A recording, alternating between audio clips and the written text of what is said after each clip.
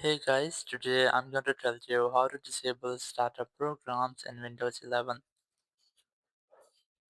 If you're using Windows 11 and you want to disable your startup programs, or whenever you try to start your PC or you power on your PC might slow down.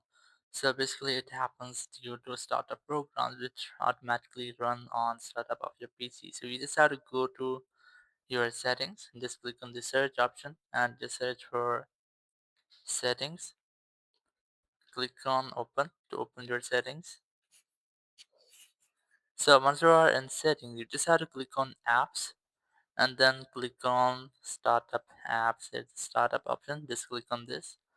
And here you will get every app installed on your PC or might have access on startup. So you can easily enable or disable startup apps from here. As you can see, I have only enabled this for these two apps. If you want to enable the setting for any else app, just enable this toggle and startup app will be enabled. Or you can also disable this to disable your startup apps. So in this way, you can easily enable and disable startup apps in your Windows 11.